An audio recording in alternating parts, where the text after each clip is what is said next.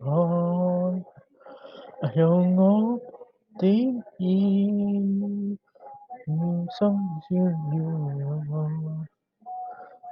có hữu hôn chi chẳng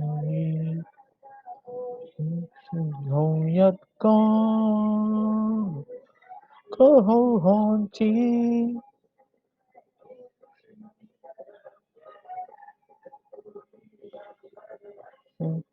hồng nhất có.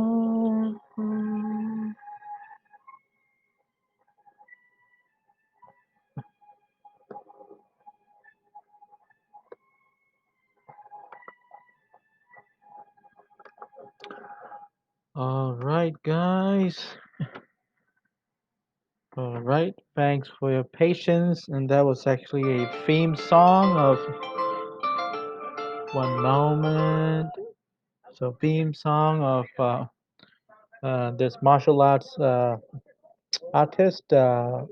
His actual name, the scene name was actually stage name was Wong Fei-hung, but Wong Fei-hung in Cantonese. And they oftenly call his real name as you can see right here. His original name was Sek Chang. Okay, so let's talk about this man right here. Actually, Wong Fei-hung was a very interesting martial artist. And so, first of all, welcome to my channel today, Hustle Up channel, episode number 65. And this is your host, Avatar. And I'll be talking about some martial arts today because there's not really much going on uh, right now. And I got some delays for some other episodes because I'm in between transition of relocating in a couple days. So I'll be talking about this particular episode, and this will actually bring you some surprise of Wong Fei Hung. Uh, so you guys have probably heard about Bruce Lee a lot, and Jackie Chan and Jet Li. And a lot of kids these days, all they know is because they know about the movies. They say, oh, I like Jet Li and I like Bruce Lee and I like the way Bruce Lee was. And yes, definitely Bruce Lee and Jackie Chan and Jet Li, all of them were incredible. But Bruce Lee, yes, I would say was one of the biggest in the history. But people should not forget this star, Wong Fei-hung, who was actually born in a province called Guangzhou. In Cantonese, they say Guangzhou, Guangdong, or you can say that, which is part of China, but they do speak Cantonese, and that's the same language actually is spoken in Hong Kong. So that's where I grew up, and so let's begin with Wong Fei-hung. So you can see his photo here, Wong Fei-hung. So his disciple took his picture. It says rediscovered in 2005. Not sure if that was his last picture. So let's go and begin the journey of Wong Fei-hung. So it's a Chinese name, family name Wong. Okay. So born as Wong Sek-chung. So that was his real name. Born in 1940, I'm sorry, 1847, July 9, until he lived until April 17, 1925. Yes, so he was born in 1800s. He's probably gone in 1900. So yes, this was just a rediscovered picture of him. But so he passed in 1925. He was a Chinese martial artist physician. When you say physician, you can say as a doctor because he actually did, besides television shows and series, I actually used to watch him when I was a kid, and most of uh, his movies were like in black and white picture, but it was shown when I was growing up back in 1980s, and he was a folk hero. Wow. So let's carry on. He has become the subject of numerous martial arts films and television series, as I just mentioned, because I already know about him when I was growing up. He was considered an expert in Hongga. Hongga. They say Hongga in English, but it's Hongga. Hongga basically, if you just translate it, means red house, but actually really doesn't mean that. But because you cannot translate everything of Cantonese or Mandarin and into English. And by the way, I just want to make sure I want to confirm one more thing that Chinese are people, not language. So if you want to talk about language, they have hundreds of languages in China, and Mandarin and Cantonese is one of the languages. So Chinese are people and languages are Mandarin, Cantonese, Hakka, and many others. So anyway, let's carry on. As a physician, Wong practiced and taught acupuncture. So like I said, he was a physician and also a very good known acupuncture. So he was and a folk star as well, mentioned earlier. So Dit Da and other forms of traditional Chinese medicine in Po Ji Lam. In Cantonese will be Po Ji Lam. In English, it says Po Chi Lam. Okay, so I can read some characters here. It says Po Chi Lam. This is Lam. Po Chi Lam. Okay, a medical clinic which is in Guangzhou City, so which is a Canton area, and people in Guangzhou, which in Cantonese we say Guangzhou, in Mandarin they say Guangzhou or something like that. I'm not sure. Or in Cantonese, we also say that here's you can see here it says Guangdong province, so we actually call it Guangdong, Guangdong San. Province is San, Sang. Guangdong is the area, so they say Guangdong. So probably different pronunciation and also language in Mandarin. Okay, a museum dedicated to him was built actually in the birthplace in Fushan City. In Cantonese, you call it Fusan. So it's a mountain. Fusan is like a mountain city. So they call it Fusan. Again, Guangdong province, Guangdong Sang.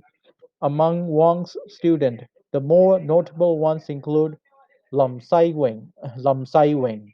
So in English, you can say it's Lam Sai Wing, but in Cantonese will be Lam Sai Wing. The middle word Sai actually also means the world. That when they would say Sai Guy, they also say Sai. It's the same Sai. So Lam Sai Wing. So that was like one of his students. And then there's another one called Lin Lin Si Wrong. I don't know about this one. It's probably his nickname.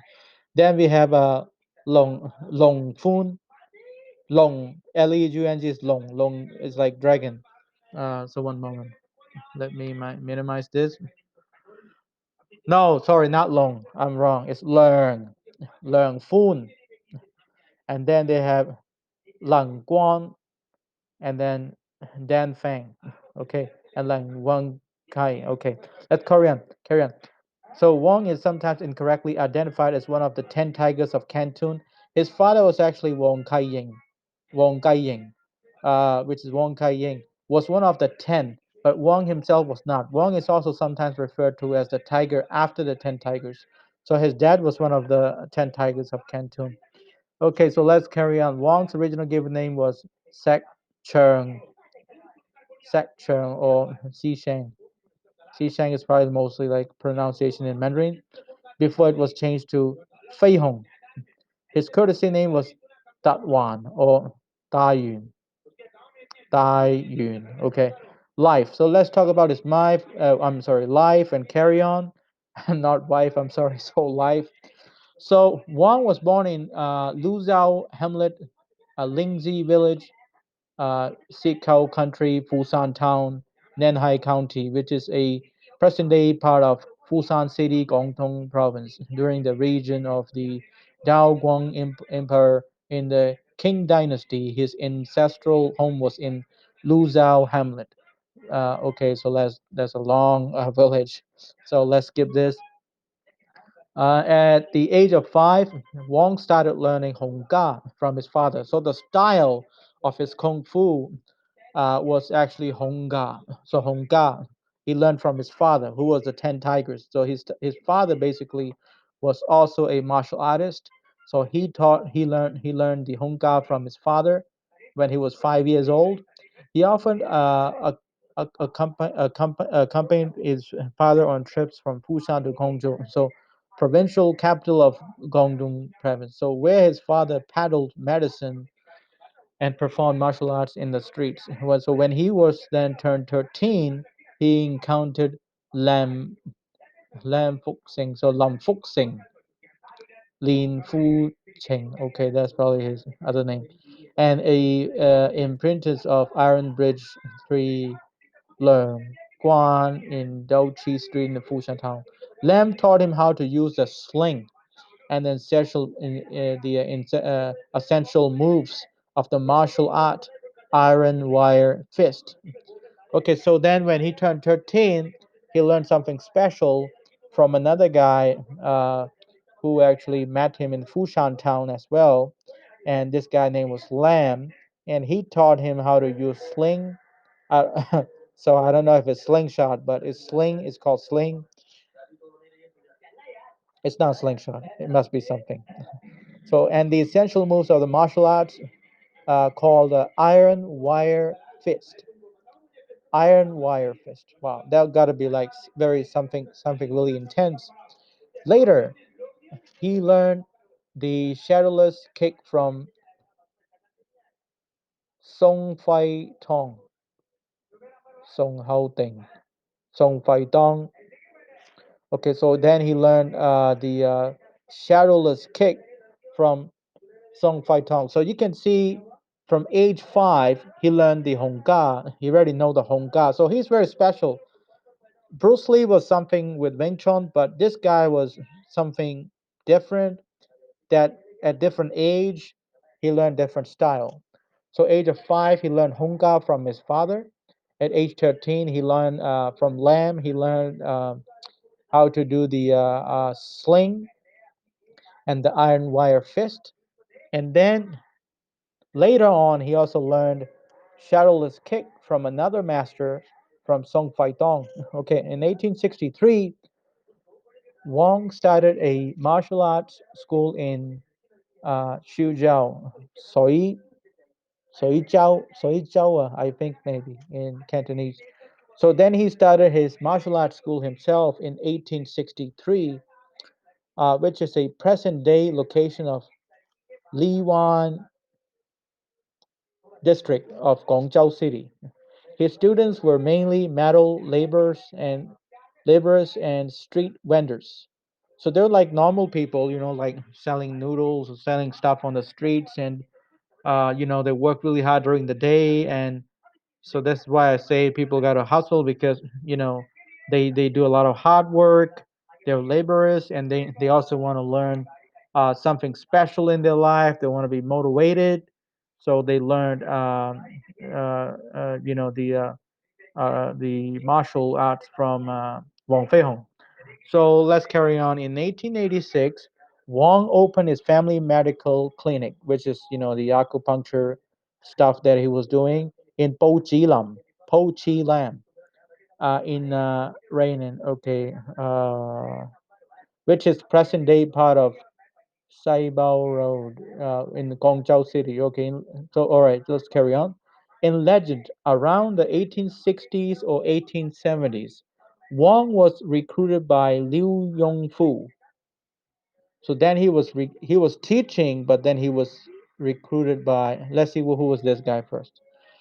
The commander of the Black Flag Army, to be the medical officer and martial arts instructor for the regular soldiers. Oh, okay. So he was recruited by like some sort of army, which was called the Black Flag Army, and he was recruited, like hired by them, to train martial arts, to instruct, and basically to become instructor for the regular soldiers and take care of their medical problems. So to he became a medical officer, in a local military camp in Guangzhou. He also followed the Black Flag Army to fight the Imperial Japanese Army. I didn't know this. I didn't know too much about Wong Fei-hung when I was a kid because I was seeing him in the serials where he was showing his style of Honka and other type of martial arts, and he does talk, and I remember his moves were like really fast, and this all I know about him. But that's incredible that he was also and then joined the army, and he fought against the imperialism, against the Japanese during the war, and because the Japanese invaded Taiwan in 1895. All right, so let's carry on. In 1912, so when it was called the Republic of China was then established in 1912. So there was a collapse of the Qing dynasty. So it's not King, it's King, King dynasty. So during the chaotic early years of the Republican era, many businessmen who operated places of entertainment in Guangzhou and Guangzhou decided to hire guards or bouncers to protect their businesses on site in case trouble broke out. So you see, businesses were like really tough those days, like they have to hire bouncers and guards to protect themselves because of so much was going on because of the collapse of the dynasty. So as let's carry on. As Wang was trained in martial arts, he was hired by various businesses to be one of the such guards. So then he was actually hired as a guard and to help a lot of businesses. Excuse me.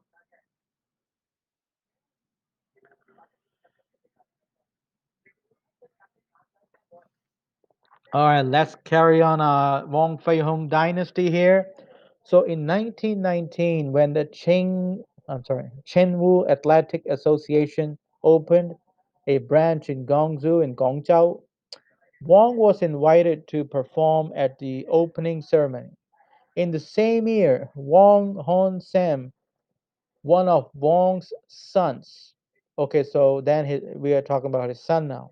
One of his sons. So he got more than one son, who was working as a bodyguard in Wuzhou City in Gongxi province. I have no idea where's Gongxi province because uh, no idea. Oh, he was then. Oh, okay, okay. So his son was murdered by a rival known as Devil Eye. So there was a rival. I would not say gang, but like a rival party called Devil Eye. Uh, Kwai Ngan. In Cantonese, it says here Kwai means ghost.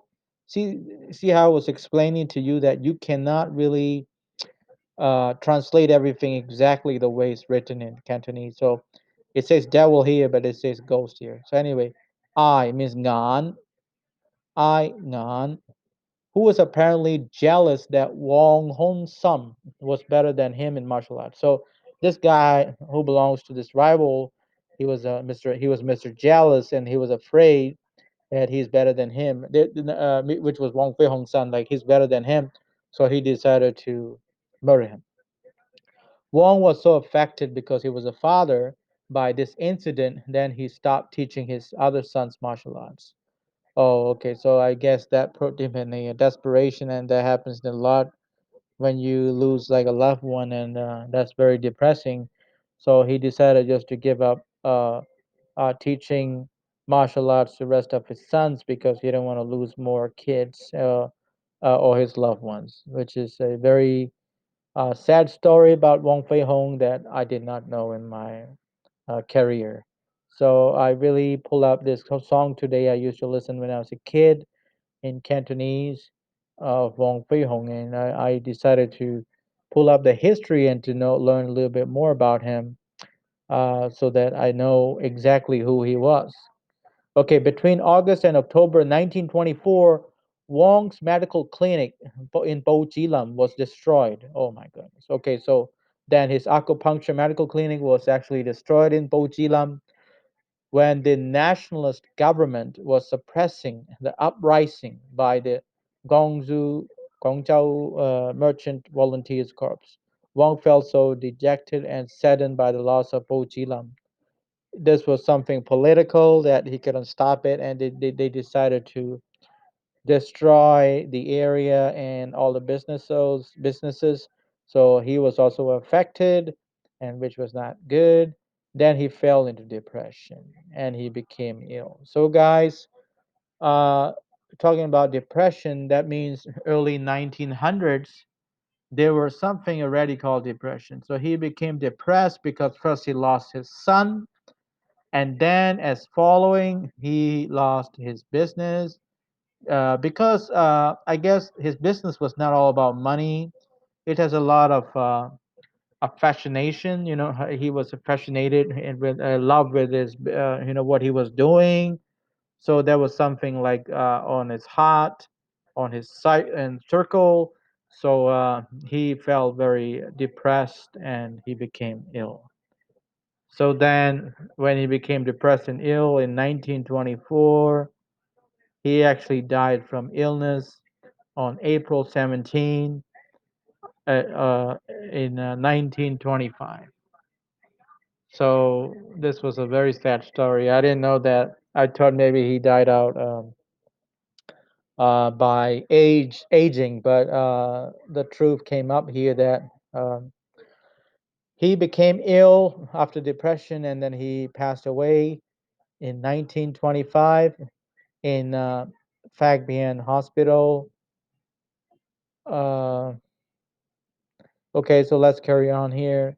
Which is the present day location of Guangzhou First People's Hospital at Panfu Road in Guangzhou district. He was buried at the foot of Baiyun Mountain, Wang's fourth wife. So actually, he has four marriages. His fourth wife was Mong Kwai Lan. So nothing to be surprised. It was back in 1800s or 1900s. Uh, uh, it was not about money or not. It was a culture that a man always have at least two or three women. Uh, in many cultures. So anyway, that was his fourth wife, which was named Mok Kwai Lan, which is Mok Kwai Lan in English, and his sons, along with his students, Lam Sai Wing, Lam Sai Wing in Cantonese, and Deng Sai Wing, which is Deng Sai. I'm sorry, Deng Sai King.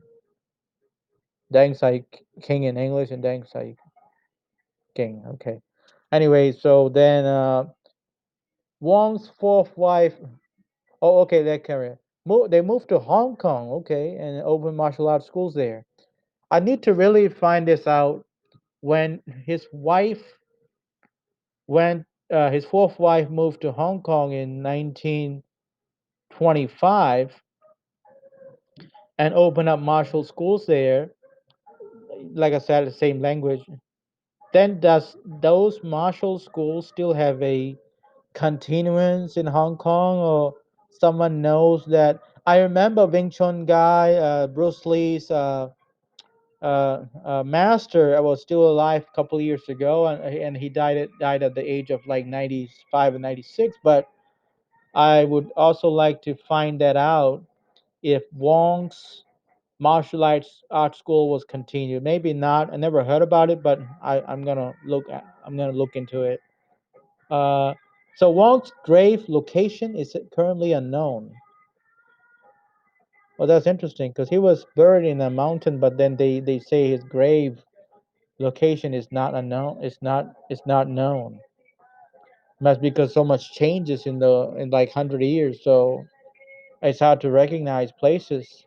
It is also believed that his grave, along with others within the cemetery, were long expunged for future developments. This is why, guys, and it's really good to read history sometimes because it's not only about motivation, guys. You have to know when a person struggle, person's life, and person's history, guys. It will really makes you. It will really wake up the lazy cat inside you. Fighting style. Okay, let's talk. Move on this real quick, and for the next 5 or 10 minutes, so we can end the video. But let's move on to his fighting style. So his fighting style one was a master of Hongga. We already know that. This is a cap. Now recapping everything. So and systematically, let's put it this way. I don't know how they made this systematist. I don't know how to pronounce it.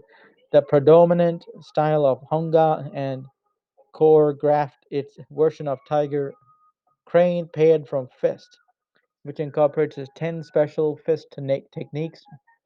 Wong is famous for using the Shadowless Kick, which he learned when he was 13, remember? So he was very famous with this Shadowless Kick. He named the techniques of his skills when he performed them. Wong was adept at using weapons such as the staff and Southern Tiger Fork. So he was actually very good at using, it says right here, using a Southern Tiger Fork. I'm going to look into it, how Southern Tiger Fork looks like. It might be a vintage, you never know. You can maybe, such as the staff. I don't know what staff actually means. I know what staff room is when I was a kid, when I was, being held by teachers, but I don't know what staff is. Maybe you can comment below. One tale, possibly fictional, recounts how Wong defeated a group of 30 gangsters in the docks of Guangzhou with a staff. So, when you say Bruce Lee is tough, guys, don't forget this hero, Wong Fei-hung. You can clearly see here, it doesn't matter he was using a tiger fork. It says right here, Wong defeated once a group of 30 gangsters on the docks of Guangzhou, actually with a staff. You see that? You could not ever underestimate a man who can beat up 30 people. It doesn't matter how big or how small they are. 30 people, guys. We're not talking about three right now. We're talking about 3 and 0. 30 people surrounded you and you beat them up. Bruce Lee could have not done it, but Wong Fei-hung did it. This is why he was so good on those series when I used to see him. Okay, so family, after his first wife died of illness, so his first wife actually was died in 1871. We already know about his fourth wife who moved to Hong Kong in 1925. So in 1871, Wong was so his wife died. That's why he remarried. So he didn't really left his wife. So actually he was remarried after 25 years in 1896. Then he married his second wife With his second wife, he has two sons and two daughters with her. So then he had four kids by then with his second wife. Then, sometime after she died of illness, so the second wife also died of illness. Wong then remarried third wife in 1902. Now, then his third wife bore him two sons. So that becomes two sons plus two sons plus two daughters, six kids now. Okay, big family. Then the third wife bore him two sons before falling victim to a, oh my god, again illness. This is unbelievable. The illness is always there in their. I mean, like it was so bad, and it's so sad to hear this. This is why then finally he married again fourth time in 1915, and that's when he put up his death. You guys know his son died, and then he lost his business. He became depressed, and then he it's that story. Strong man with a sad story background. So these were all his wives. One, two, three, four. I used to see this image on TV a lot when he was on TV. They were replaying his old videos from 1900s. Okay, so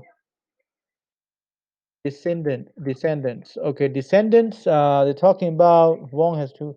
Wong had at least three grandsons and six granddaughters. His descendants currently live in Australia. Okay, Latin America and Southeast Asia. So Southeast Asia means Hong Kong.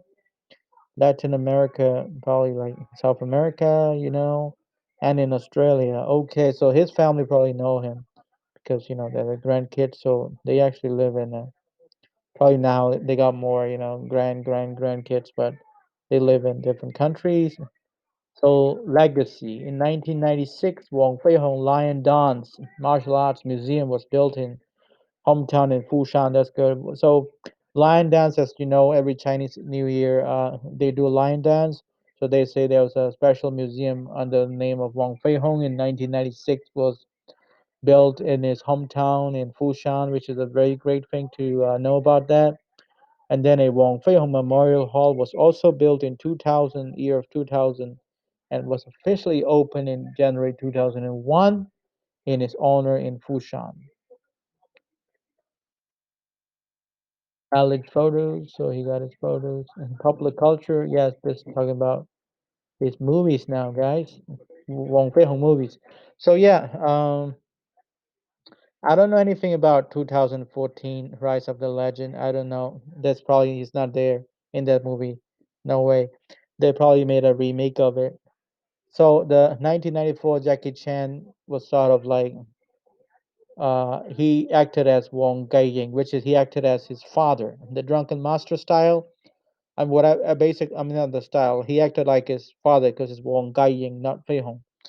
So going back to 1993, when I was 13, last year in China, it was starring by Jet Li.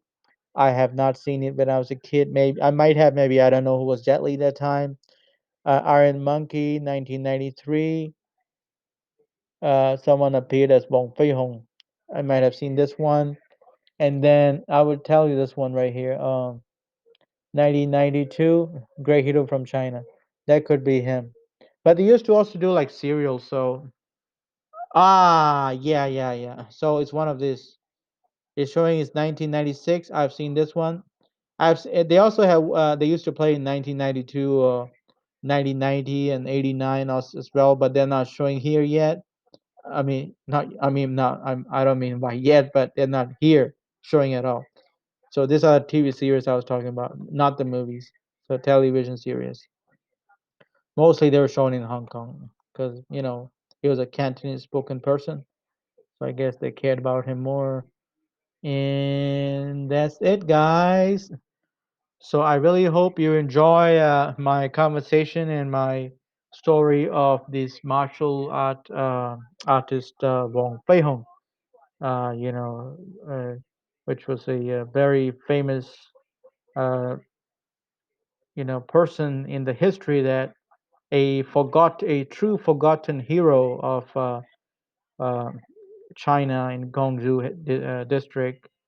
that still has family in overseas, and I hope people learn a bit more about martial arts, especially heroes like this, because people know about Jackie Chan and Bruce Lee, and kids these days they don't want to go back and learn something, but they should really go back and learn the history of the real masters. Like his dad was a master. Wong Fei was a master. He was a master. They were like Bruce Lee was a master, but these guys were masters of masters. Imagine a guy surrounded by 30 people and anyway, guys, I hope you enjoyed this video, and please subscribe my YouTube channel and hustle up and don't give up, so we can continue. I can continue to bring you more content. And I'm a little bit off for a few days, not doing too many episodes. That's like I said, in transition of moving. So anyway, I'll catch you on my episode next time again, and hustle up, don't give up, and please subscribe and please press the notification bell for future contents. And you have a good evening. Bye bye. No, he wasn't like that. Actually, his style was different. So anyway, bye bye.